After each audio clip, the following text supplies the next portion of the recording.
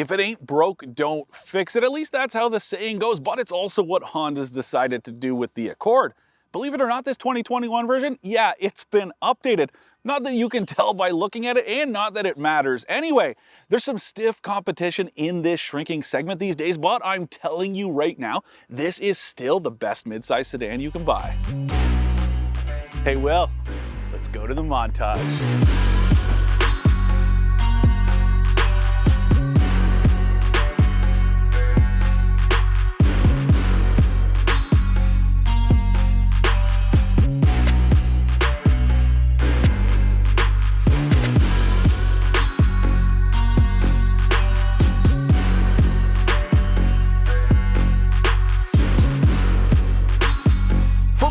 Car reviews, don't forget to share our channel and subscribe so you can catch some of this and maybe even a little of that.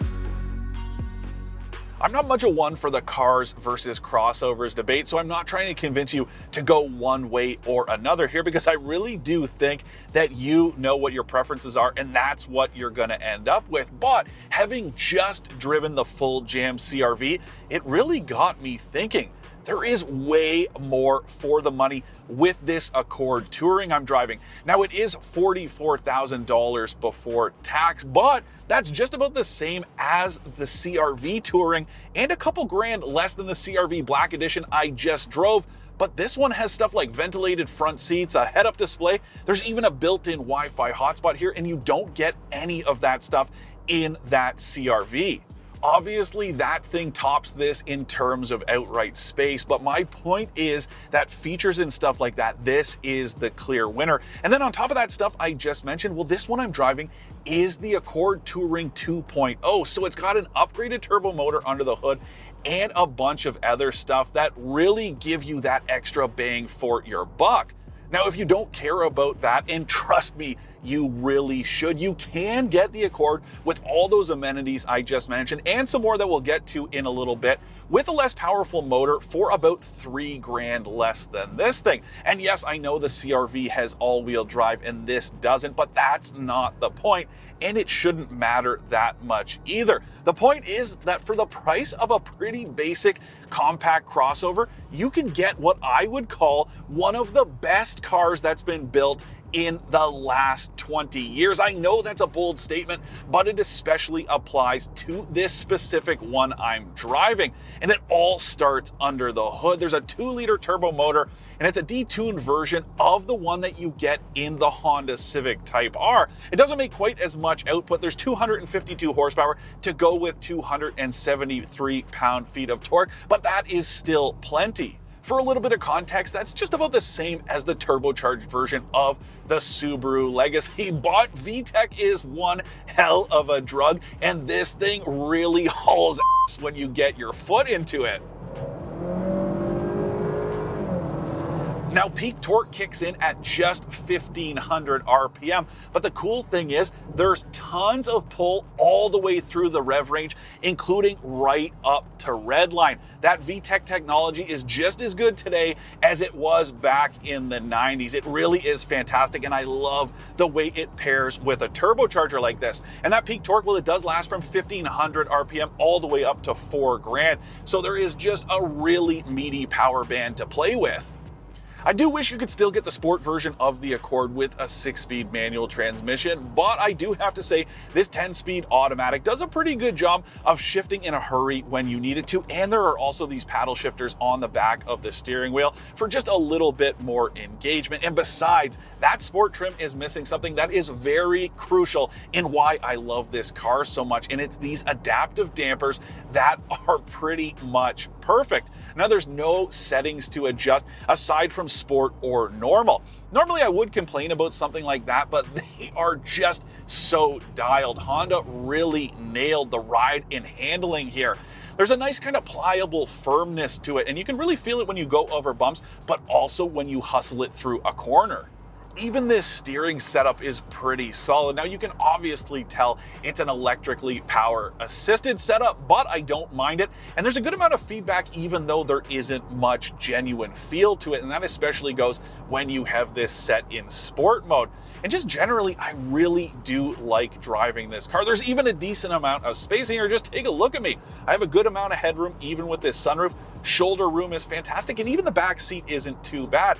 It's only the way the roof line slopes that causes problems for someone like me. I'm just a little too tall where I do have to slouch or have my neck crooked to the side because I can't sit upright. But your average passenger isn't going to have too many complaints, and that especially goes for kids. And then as an added bonus, those rear seats are heated, and that's the case in both the EXL and Touring trims. The trunk is huge too, so it means you can jam all your stuff back there and keep those back seats free for people.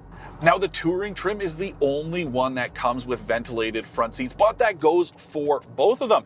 So if you do want to skip this engine, you can get a 1.5-liter turbo and a CVT, as well as that regular suspension, and get all these amenities for about $41,000 before tax.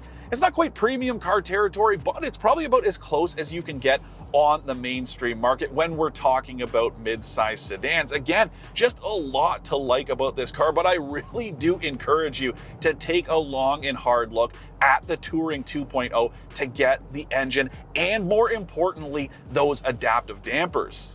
I'm even going to give Honda some credit here because I'm usually not a fan of the brand's infotainment systems, but this one is actually pretty good.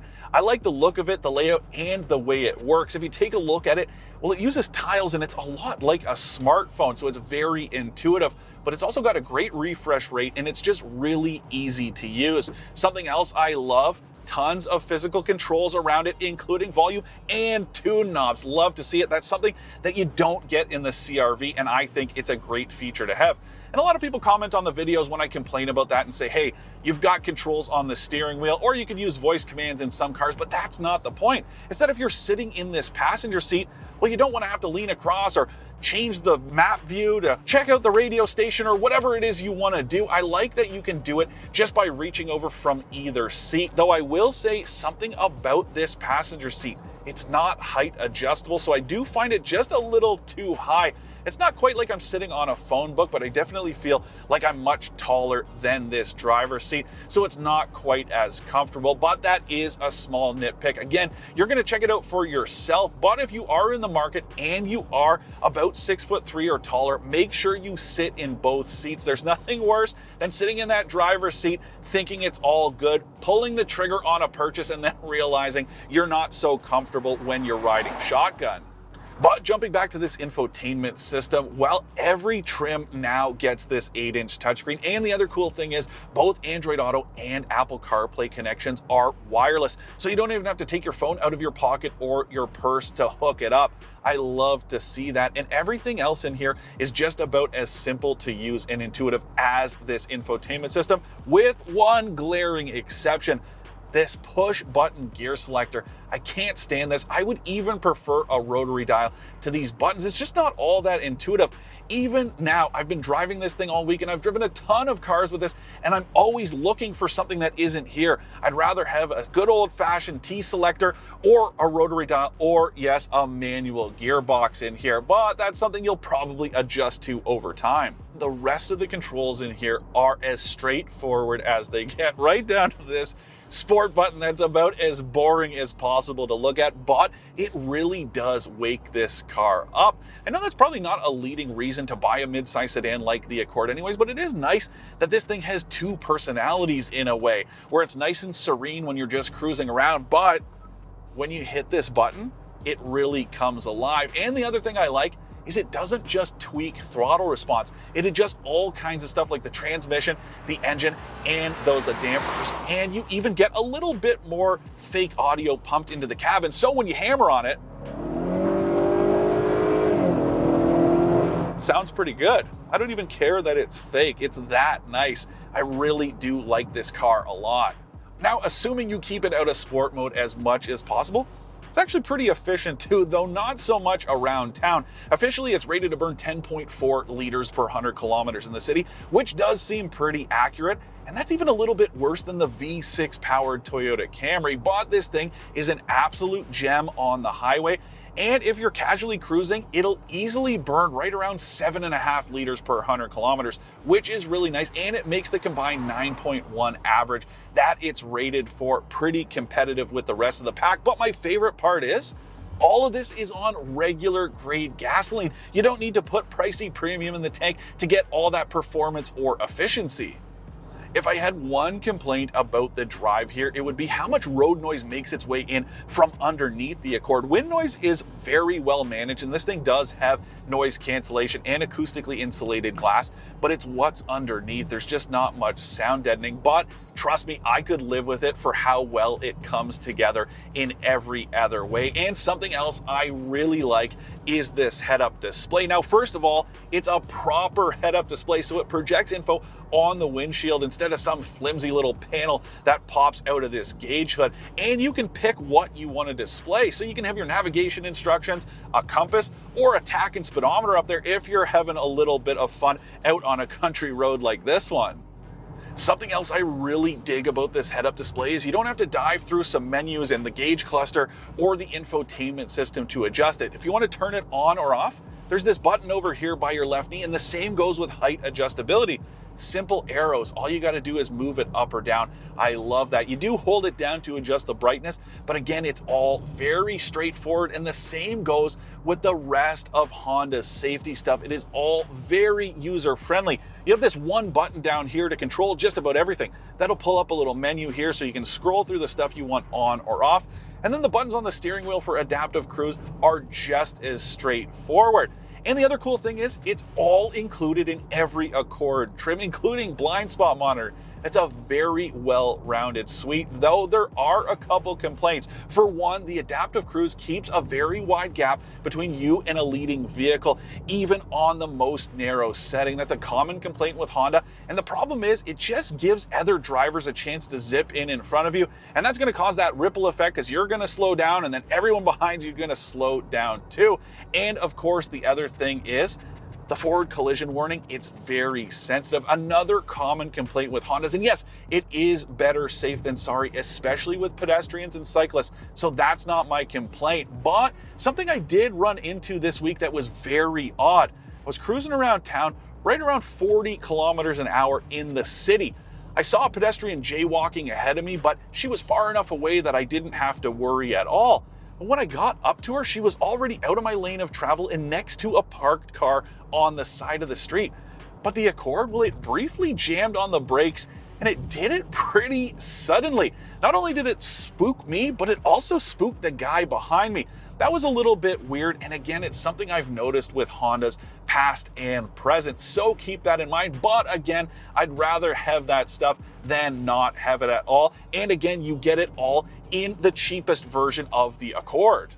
So if you're looking at the SE trim, that's right around 32 grand before tax. You're getting all that good safety stuff, plus a bunch of other goodies like heated seats and active noise cancellation, and there's a ton of other stuff too. And then there are a few other trims that get steadily better on the way to this $44,000 Touring 2.0 trim. And in the famous words of Ferris Bueller, if you have the means, I highly recommend picking one up. To recap, I like the Accord's available 2-liter engine, the top trim's adaptive suspension, and how excellent it is all around. I don't like that there isn't a ton of interior storage, that the rear seat headroom is a little cramped, or how much gas it burns around town. Whether you're talking about other sedans like this or a small crossover like the Honda CR-V, the Accord just delivers a ton of car for the money by comparison. And if you're talking about mid-size sedans, yeah, there are lots of great options out there, even in a shrinking segment. Right off the top of my head, you've got the Toyota Camry, the Nissan Altima, the Subaru Legacy, the new Hyundai Sonata, and the Kia K5, all great cars, but this is still the best around.